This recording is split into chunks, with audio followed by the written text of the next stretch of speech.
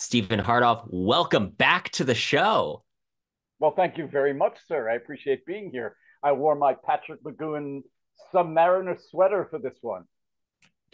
Okay, I so wanted to watch the movie for this before we did it, but I didn't quite squeeze it in. Now I'm really excited because John Sturges did the film, and he did a bunch of other like spy thrillers, I think, from that era, He right? did, and Michel Legrand wrote that amazing theme, which I didn't realize. I didn't get a chance to watch the film again either. I don't think I've seen it since I was 12, but I I did see a trailer of it yesterday, and I remembered the theme, the Michel Legrand theme, hmm and then lots of things floated back to me.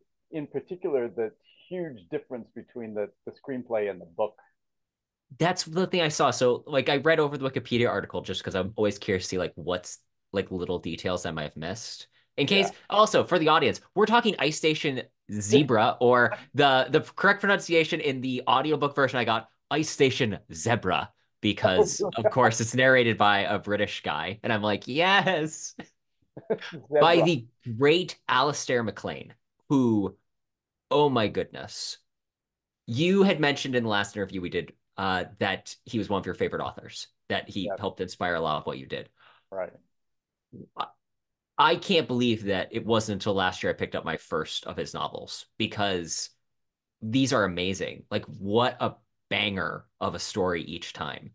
Right, exactly. He never lets up. And what's fascinating about him is his method of writing. And he after his career and his death, his books fell off in popularity for some reason. And I think a lot of it was style. Okay. A lot of it was style. And he eschewed any sort of romance in his hmm novel, unlike Yes. Fleming. Yes.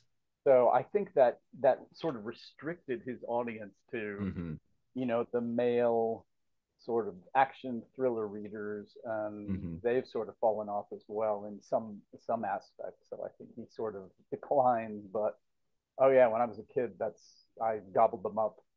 Oh, look what I got! As a matter of fact, I didn't listen to the audio. I got a copy. I Ooh, bought off the net an original book club hardcover from the '60s. Yeah, nice. so I went to my local cigar bar a couple times a week, and I sat there reading Alistair MacLean. You would have been proud. I am so proud. That's amazing. And that so what a great way of enjoying the atmosphere for a book like that. Yeah, Because I think that that's one of the things about so I read The Golden Rendezvous and now this, and those have been my two Alistair MacLeans. I'm looking forward to reading more, but he definitely does. It is this, it feels like I think you made the comment of Fleming, very much that kind of spy thriller Cold War era, yeah, but with like hyper masculinity and virtually no women at all. Which in it, Golden Rendezvous, he has a girl, and it definitely kind of feels from time to time like she ends up being more plot device for the heroes, as often happens in stories like these. But Ice Station Zebra, it is just these are hard bitten men that are going to accomplish a mission. Oh, I also read The Guns of Navarone last year. Oh wow. Well, that's the classic. That's That's the classic. I think I told you in our first interview that was my first adult book that my mother hmm handed me. I must have been 10, maybe 9 or 10 years old, and that led me from the world of the Hardy Boys hmm into the adult world of fiction, and I was just blown away. I was just enthralled by it, and I need to Well, read that one again. and the thing is, his books were really successful, like right off the bat, when we think of like success in terms of, oh, almost all of them got turned into big budget movies, Yes, starring like these ensemble British casts yes, and that authors he, today would love to have. oh yeah, well, he wrote screenplays himself as Oh, well. really? Yes, he did. He got into a point in his career where he was writing screenplays, and then he encountered, the oh yes, we're going to make this picture Mm. standard Hollywood thing, and it would drag on for years. So he said, "The hell with it." Development hell. Yeah, development hell. So he went back to writing novels again. But Where Eagles Dare was proposed to him. He didn't come up with it. I mean, Oh, essentially, he came up with the plot yeah. afterwards, but it was proposed to him as a film And he said, "Well, I'll write the. I'm not sure if he wrote the screenplay, but he definitely wrote the book based upon. I can't remember who it was who came to him, Stanley Kramer, maybe, and came to him and said, I want a picture about a rescue and Nazis and this. He said, "Oh, give me 90 days." You know, he wrote his books in 3 months and then didn't do anything for the rest of the year. That doesn't surprise me. So when I first like heard about him after our interview, I did just a quick Wikipedia article on MacLean's life. And Yeah, it fascinated me because he was a writer who eventually he retired from writing and like opened up a hotel like in Jamaica or something. Like, three hotels, and they yeah, all failed. yes, he was like, I don't have to write, so why would I? He didn't enjoy it. Yeah, which He would knock off a book in 90 days, and that was a lot. Sometimes he'd do it in 35 days. wow. He would just hammer through a book, turn in an unedited manuscript raw, and walk away. And his editor did the rest. But he didn't, fuss over it. He just now obviously he was a genius because Hmm. when you're reading Ice Station Zebra and you look at the language and Hmm. the way he's putting together this plot is hugely complex. I have no idea how he pulled this off Yeah. in one sitting. That would have taken me 6 drafts to write something like that. So maybe it was the booze. I don't know. Well, let's start talking a little bit about Ice Station Zebra. I don't want to spoil too much for the audience if they haven't read it, because this is very much kind of like an Agatha Christie almost Yes, thriller in that it does have multiple twists where we do keep just driving farther and farther home. But in the basic premise, the story is about a rescue mission for Ice Station Zebra. It's this meteorological um, readings, weather, whatever, that's set up by the British government in the Antarctic. And something goes horribly wrong. There's rescue missions down to get them. The Russians are trying to get them. They can't get them. Finally, they task the Americans in is it called? Yeah, the USS Dolphin. right, This super like cutting edge space age nuclear submarine, which is literally the best that there's ever been. And then our main protagonist is Dr. Carpenter, who talks his way onto the ship. And I love how MacLean sets up the story so well, just the beginning. A, I'm always fascinated to see how exposition is given to the audience without it feeling trite and talky. But right. right there in those first two chapters, they open with the questions, and then they open with Carpenter getting all the information from the other people and then regurgitating information back at him, which then tells all the audience what they need to know. What the In setup is. Yes, just so economical, because even then it ends on that note of Dr. Carpenter spins this wild yarn to get on the ship, and because we're in Carpenter's head, we hear him say, "Oh yeah, part of that was true." and he does that throughout the book. Yes. He does it. He keeps cranking it up because every time he spews some long-winded tale to the captain, to Swanson of the sub, when he's done, he walks away, and in his head, you hear him saying, "I hated lying to him quite so much, but no choice, had to do it." Just, it's wild. It's wild. And his depiction of the Americans, I just think is fascinating because I genuinely wonder how much of this was from McLean's own experience with like submarine guys, because he had contacts in that sphere. It looks like, according to the article I read, he did a bunch of research on actual subs, and he really depicts Swanson as like the greatest hero leader possible. I'm like, he's Agamemnon to these people. Yes, that's right. They He's swear by Swanson on this ship. unflappable no matter what. Even when the ship is going down and they're at 500 feet under the polarized cap, Swanson just that doesn't break a sweat. But did you notice something, Terrence, that really fascinated me? What? Is he kept sliding into Britishisms when the Americans were talking. Mm. If you read the book, you realize that his Americans don't. He doesn't really have the patois down for the American Hmm. characters, And that's probably because he just knocked these books out so quickly. But Yes. once in a while, they'll say something like swell, Hmm. that's swell. But often they're saying things like top idea. And no American Submariner from 1960 is going to say that's a top idea. Well, and that's such a delightfully ironic thing because he makes a comment about Dr. Jolly at some point about how he's using too many, he's an Irishman who's using too many Britishisms. And you're like, huh, is that a clue to something? Did you catch? I mean, I like you said, we don't want to give away the entire plot to people, but he sort of tips his hat about who the villains are and who are not by making commentary about them under his breath. And so Hmm. he's sort of giving it away, but then you're thinking he's so devious, it's not going to be him, it'll be somebody else. It really was like an Agatha Christie sort of who done it. Yeah, because it has a and then there were none quality Yes. to an extent where it is people are slowly getting knocked off. Right. And this is, again, a testament to the scope of the novel is as we progress through the story, there are multiple action scenes that occur where things go wrong, which I Right. think when you're writing a thriller, you have to have something that constantly is pushing the tension and raising the stakes. And because they are literally in a high pressure situation where they're in the sub, they first walk through in the sub, like, this is how kind of setup is. He gives that context, which is great because you have a newcomer there and you're able to tell them, oh, these are all the features. And there's that part of me as they're talking about the features, I'm like, which one of these is the Chekhov's gun? That is, these are the features that will break down as the story goes along. Right. Absolutely. Absolutely. It's like when he's placing props, it's like in a film where they set up a prop and the camera just sort of swings by it and you turn to your partner, whoever that may be, and you say, oh, that's going to come back.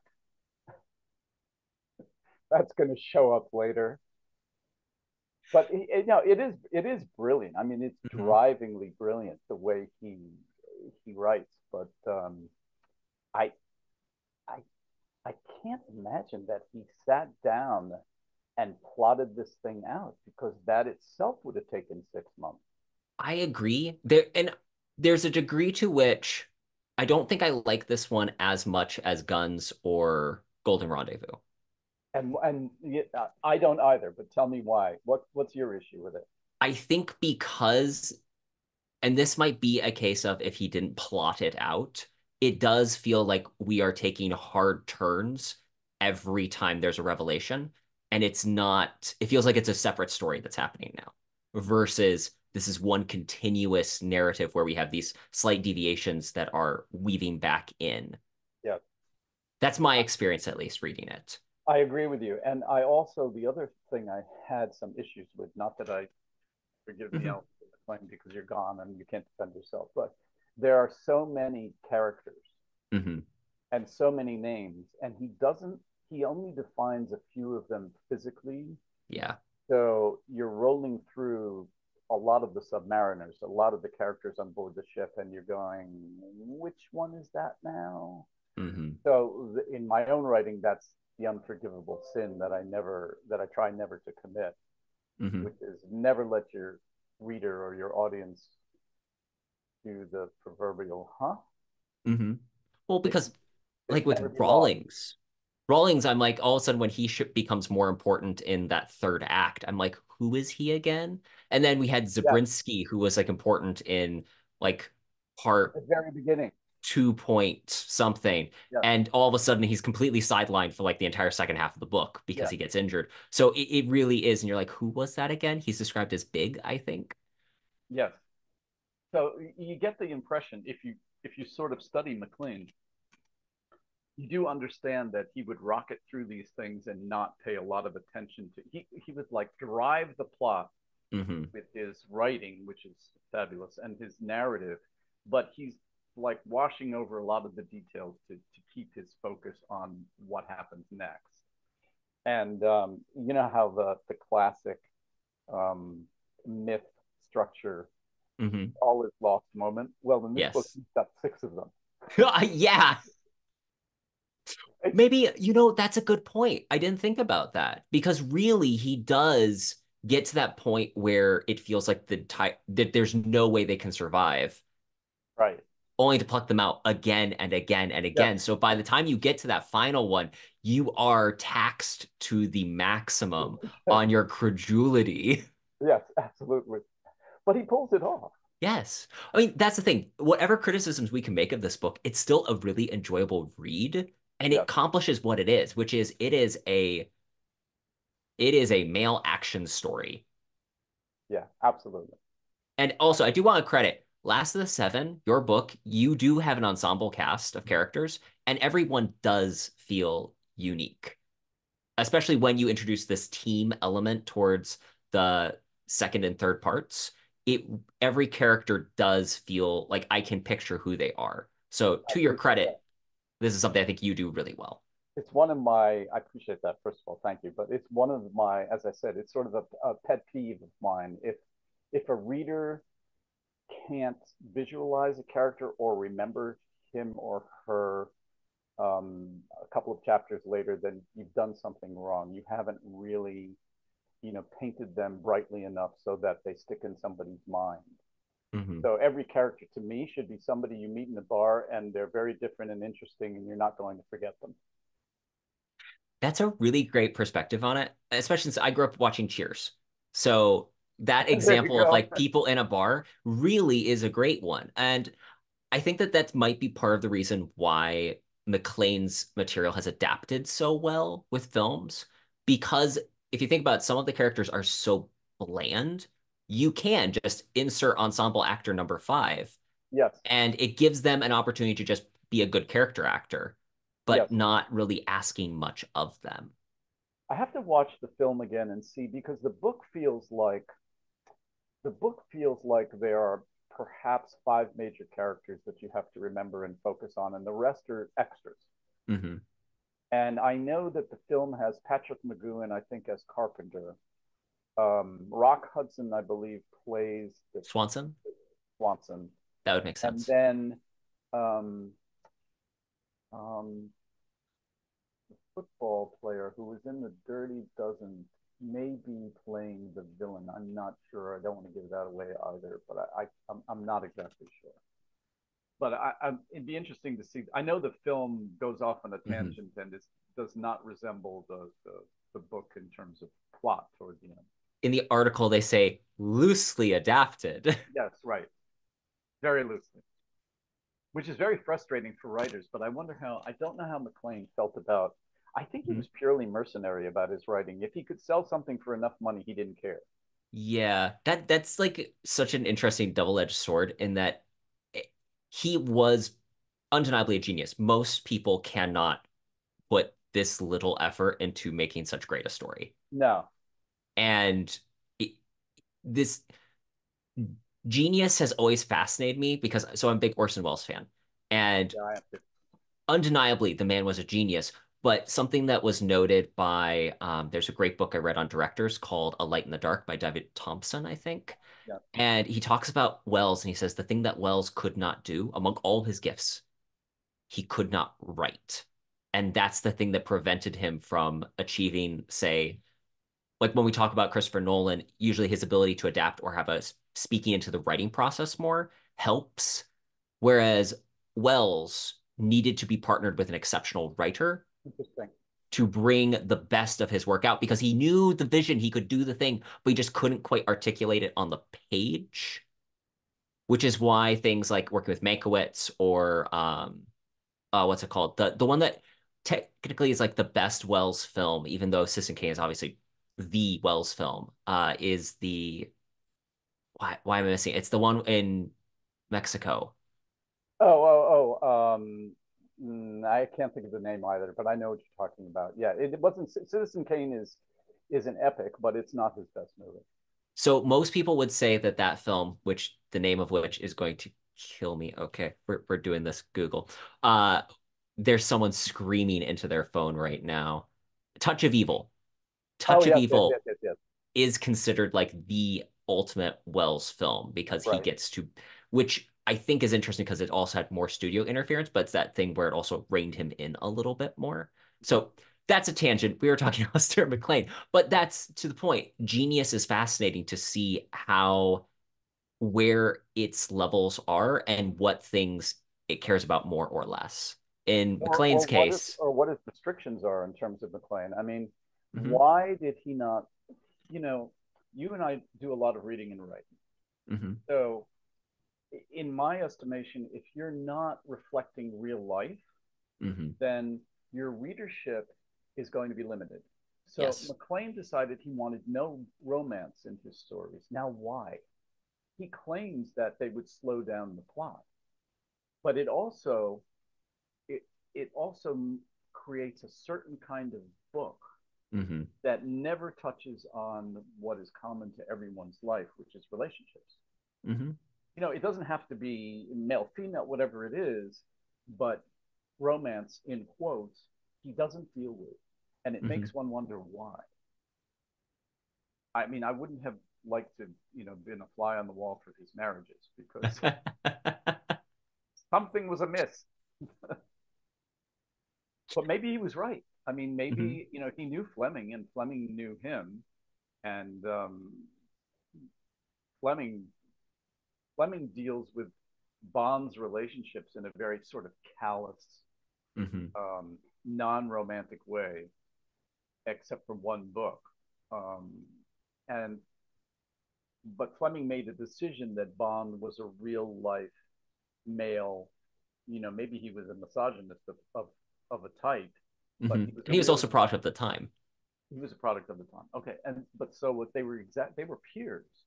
They Hmm. had both served in the Royal Navy. It's just Hmm. very interesting that MacLean decided, Just to eschew it altogether.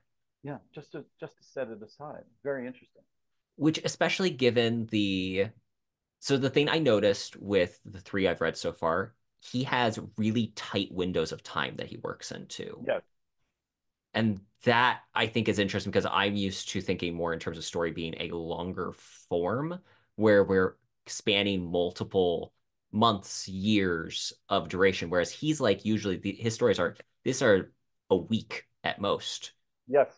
Where Eagles Dare is the classic clock Hmm. film and book. You've got a limited amount of time to pull off an absolutely impossible mission with people, half of whom are going to get killed, and the other half are traitors. It's like, okay, there's your elevator pitch. Go write it. Then he sits down in 90 days and he does it. Hmm. And there's always a clock. Now, I read HMS Ulysses probably 3 or 4 decades ago. And that was his first foray into a full fiction Okay. form novel. And HMS Ulysses came out of his own experience. He served all over as a naval officer. He Hmm. was served in the Arctic. So, which is probably why when we're reading Ice Station Zebra, you're almost shivering because it's Yes. so real. Hmm. And he served in the Aegean. He served in the Greek islands. Which is why Mm. the guns of Navarone, you can smell the brush on the sides of the cliffs. I was gonna say you could smell the goats, but yes. Yes, exactly. No, he South by Java Head. He served in the Pacific. After he served, he had a long war career, so you can tell that he's not making stuff up when it comes Hmm. to the basics of what it's like to be aboard ship, what it's like when it's absolutely freezing cold, and because he served in the Arctic, and you can just feel it when you read this book. Hmm. And he was pretty much like that throughout his career. He wrote how many books? 20 something more, Wow. maybe more, 30, maybe 30. There was a Oh, period when he was wow. being a hotelier that he stopped writing for a while, and then those crashed and burned, and he went back and knocked out more. And he also wrote under Ian Stewart a couple of books because he wanted to try a pen name and see if people were liking Uh, his books for his writing or just for his name. hmm. Which, I mean, good on him because that must be a very difficult thing when you become like. So I was reading Agatha Christie's biography like literally 2 weeks ago, which by the time we get to like the second half of her career, she actually did do a brief pen name series, but it did Yeah, eventually get to the point where, especially as she was like really old, that her editors be like, "This isn't a great book. but I mean, it has her name on it. We're gonna sell it. It's gonna make money, and it Yes, would still like absolutely. hit bestsellers lists with like I have not yet read it, but I'm told the Postern of Fate is terrible, or at least fairly mediocre. It happens. It happens. I mean, I Mhm. write under a pen name sometimes to see if people just like my writing. I use Stephen King, and they seem to Mm. like it. I'm joking. Mhm. Joke. I've never written under a pen name, although I thought about it. Mhm. Well, I'm sure it must be like a fun thing to do from time to time because it's this creating this whole other identity that it gives you the freedom to play with other forms that people aren't expecting. Yes, absolutely. No, you can. If you've been dying to write, I don't know what, something from a point of view that no one will accept anymore, and whatever, you can try it under a pen name. The question is your agent going to go for it? So mine would shoot me if I tried that. So I'm sticking to what I've got. Probably safe. The other thing I thought was really fun in Ice Station Zebra is that it has a great like Cold War spy element to it Yes, that like I miss stories like that where there is a MacGuffin essentially. The thing that's fascinating though about this is so you have the idea at the beginning there is something amiss, but you don't find out what the MacGuffin is or that it exists until like literally the final pages of the yes, book. yes, yes, yes, yes. So I have to tell you something interesting about this, which you may know, but let's see if I can do this without. I don't know that we might. It might be a spoiler, but it's too interesting to You've not been warned, audience. There's a talk. spoiler. Turn Finish it Ice off. Station Zebra, then come back. Turn us off. Yeah, that's right. Put it on record and then come back and watch this. So there's a device that was developed by the CIA called Skyhook. It Hmm. was developed in the 50s. And what it was two like it was like a double pronged device on the nose of an aircraft. It started off using Neptunes, I think, Neptune aircraft, and then later it was C-130s. And that device was used. Oh, it appears in Thunderball at the end when they pick up Yes. bombs. Okay, I that was like, when you said Skyhook, I'm like, I know that I've seen that somewhere in a yeah, Bond thing. yes. So the agent would wear actually a full coverall that was laced with webbing and then hooked onto a steel cable, and there would be a balloon and a gas bottle, and the balloon would go up a couple of thousand feet, and in would come whatever aircraft it was with the skyhook on it, yank the agent off the ground and reel him in, which is probably the triple E ticket ride of a lifetime. I can't, I was a paratrooper, but I never did anything that nuts. So, and they tested this thing through the 50s until it worked. They used dummies at first. The first live uh, creature they used was a pig. And they discovered when they used the pig that the skyhook harness would start to spin off the ground. So when the pig got into the airplane, it was totally disoriented, but when it recovered, it attacked the crew. Yes, skyhook. At any rate, this thing was actually used to pick up agents, behind the lines or undercover agents, whatever, in the jungles in Manchuria and so forth. Well, they actually, in 1962, there was a drift station in the Arctic, a Soviet drift station that Oh, went dead, just like drift station Zebra. And the Americans wanted it, or they wanted to know what was there because the Soviets had abandoned it. oh, So they parachuted two agents onto the drift station with a skyhook package. They gathered up all the Soviet equipment, which included equipment for detecting Allied nuclear submarines under the ice pack. okay. And in came a skyhook aircraft and yanked these two agents and all the gear off the Arctic, off of the polar cap. Okay, so what fascinates me is that obviously was highly classified at the time. Nobody knew about that. But here comes Alistair MacLean and is writing about this Hmm. just a few years later. So how did that happen?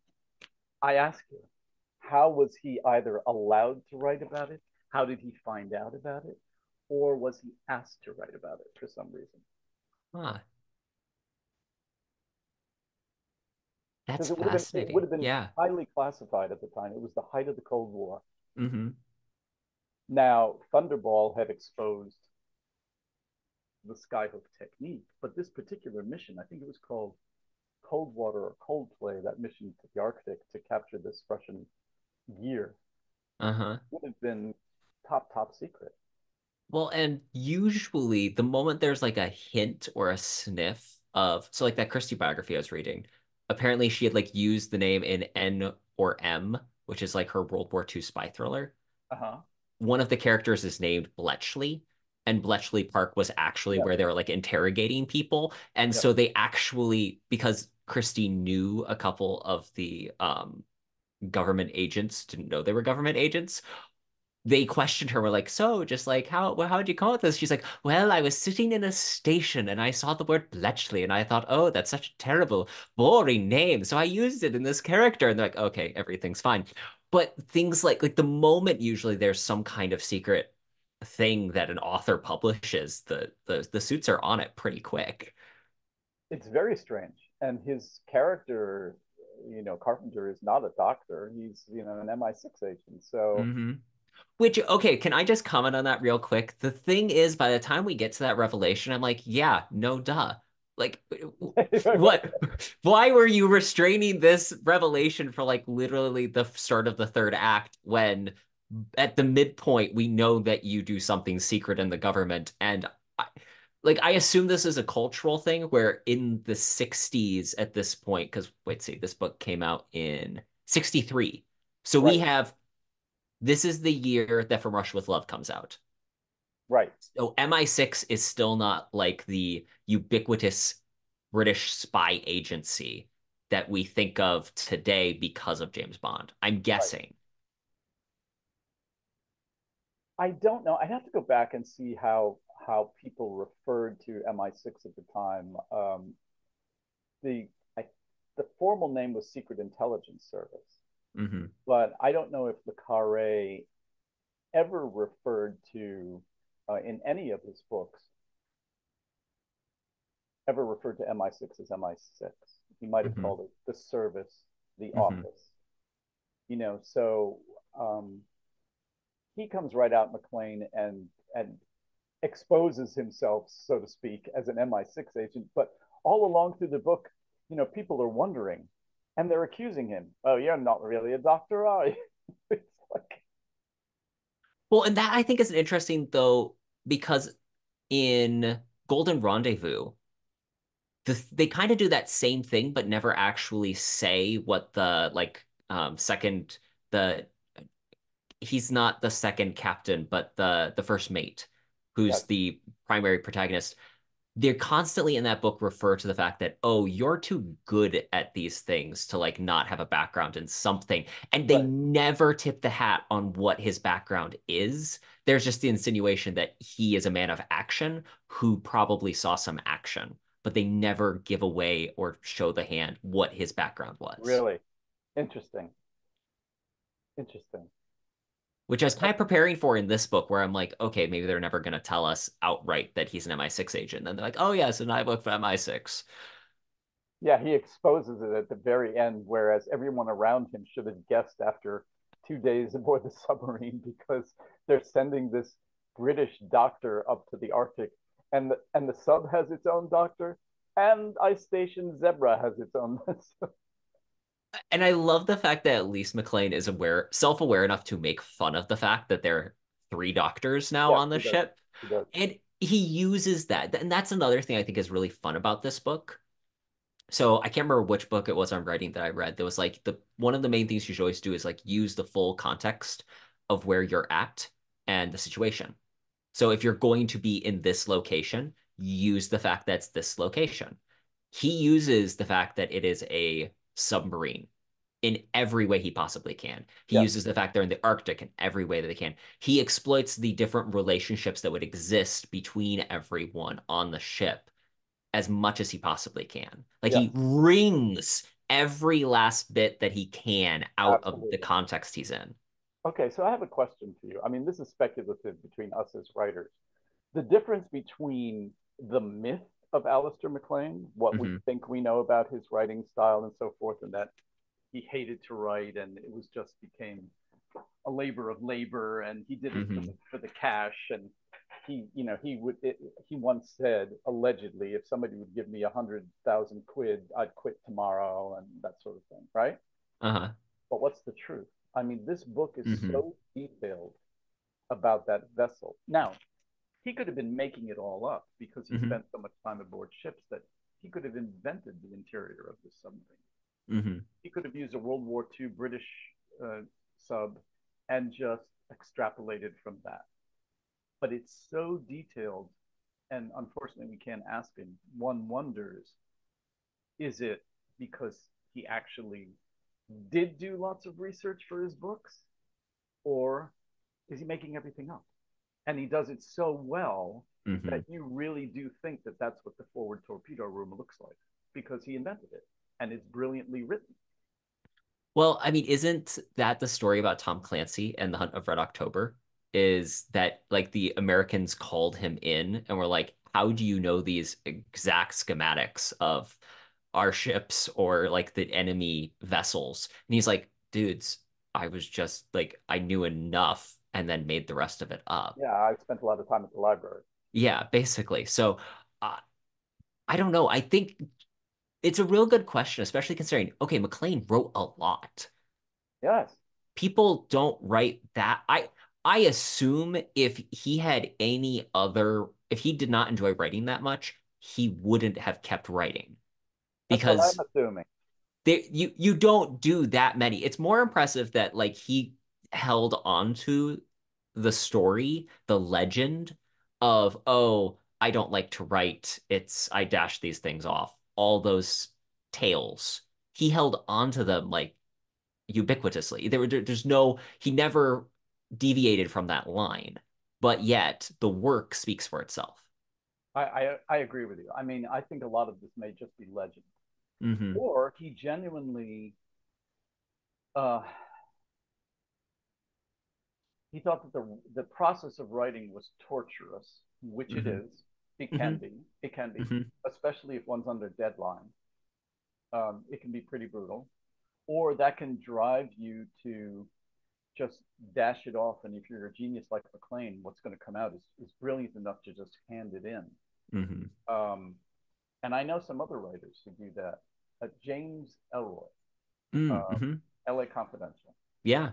I knew Jim back when we were young writers in New York, Hmm. and he would write a manuscript by hand. Now I write novels when I write my own novels, not ghosting, but when I write my own novels, I write them by hand as well. The first draft. He Hmm. would write his by hand and not look at it again, and just hand Oh, it off to his typist, and then it would go to the editor. wow. Not something I would be scared to death to do that. But there are writers who can do it, and maybe McLean was actually capable of just taking out his typewriter and hammering through a book, and Hmm. Move on to the next thing. maybe he didn't actually like it. You know, a friend of mine, very close friend of mine, I have to be careful how I say this. He's a close protection guy, a bodyguard Yeah. for a very wealthy individual.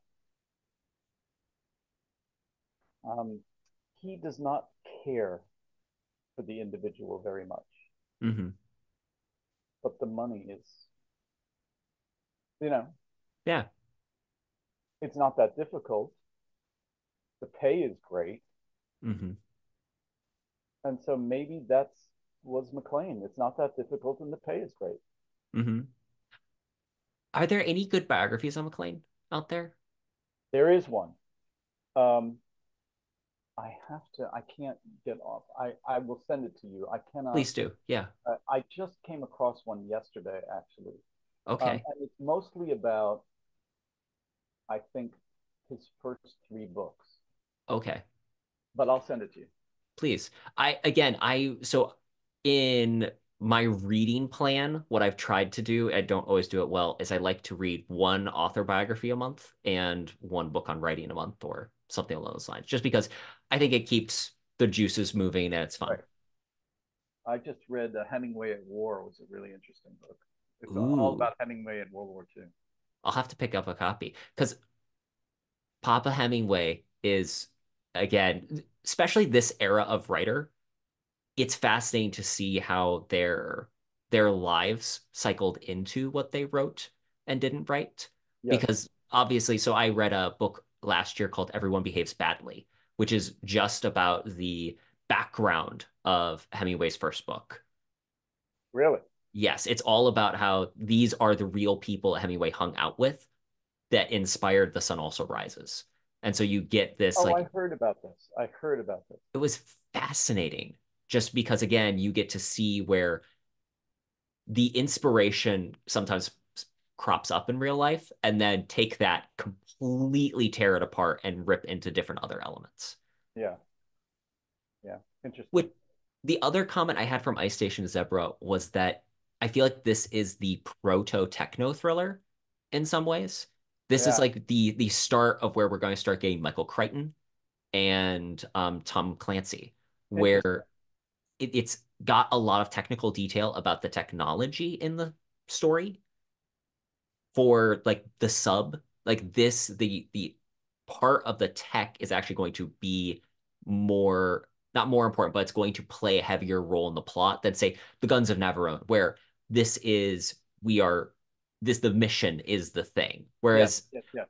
honestly, the only one of my critiques, as much as like I understand it's called Ice Station Zebra because we're going to Ice Station Zebra and it's memorable, the dolphin is the more important part of the story than Yes. whereas so it's kind of I don't know, it had me thinking afterwards where I'm like, if you had asked me to just guess what the name of the submarine was, I would have gone, oh, Zebra, because that's the title of the story. Right, right, right, right. That the submarine is a character, a major Hmm. character in this story completely. And just as in the Red October, Hmm. the submarine is a major character. And as I started reading Ice Station Zebra again or Zebra again, at the very beginning in it, I turned to my wife and I said, I wonder if Tom Clancy ripped this off because it begins with a fella who appears to be not an intelligence agent. Hmm. He's being sent to put aboard this submarine for purposes other, and he's going to wind up in this adventure sort of against his will. Now, that's not the case here. We find out later that he's doing exactly what he's supposed to do, but it has the same flavor of Hmm. what are you doing aboard this vessel? And you're not a, you're not a sailor and you're not, why are you here? Which Red October has the same element to it. Hmm. When he first boards the American vessel and they're chasing Red October, it's the same sort of, Ryan, it's the same sort of thing, Dr. Ryan, and this is Dr. Carpenter. And I was reading it wondering, oh, I wonder if Tom Clancy read this book and said, no, I can do a better submarine novel than that. When was the last time you read Ice Station Zebra? Oh, good Lord, 40 something years ago. Okay. So I'm genuinely curious, like, did you have any, like, oh, I can't believe I forgot this from then to now elements in the story? I wasn't, when I read it that long ago, I was fascinated by writing and reading and authors and so forth, but I wasn't reading as a writer. Hmm. So I would not have analyzed the book this way at all, not at all. Hmm. And probably, and I remember this, the film made much more of an impact on me Okay. because at that time I was a real film buff and action Hmm. movies and Bond movies Oh yeah. and that sort of thing. So I remember going to see the film. I don't remember the physical book. I remember owning the physical copy of The Guns of Navarone, which I still have. And Hmm. I still have the hardcover of Force 10 from Navarone, which was also a good book. But Zebra, I remember more from the film than I do from actual reading the novel at the time. Hmm. Like I And said, I that would makes not have sense. analyzed it as a writer. Hmm.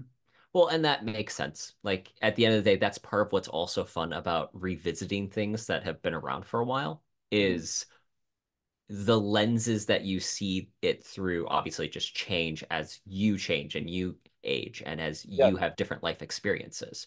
And I like I'm sure watching the movie now would be a completely different experience than you watched it before because now your brain's going to see, oh, this is where the adaptation processes came into play to make it a more coherent or streamlined story. and I'll probably hate it Probably. because having had a book turned into a terrible film, I will probably I've been through that process. I've seen that process where they'll take your. I mean, okay, I'm not complaining that I had a book made into a film. That's every writer wants that to happen no matter what. But just between us, you know, when you watch somebody take a book that you've worked on for years, and Hmm. they say, "Oh, we don't need that scene. That I Yes. don't like that character. Let's turn those two women into one." Yes. Whatever it is. So when you watch, I'm sure if I watch Ice Station Zebra, I'll be pulling my hair out and going, "Why did they do that?"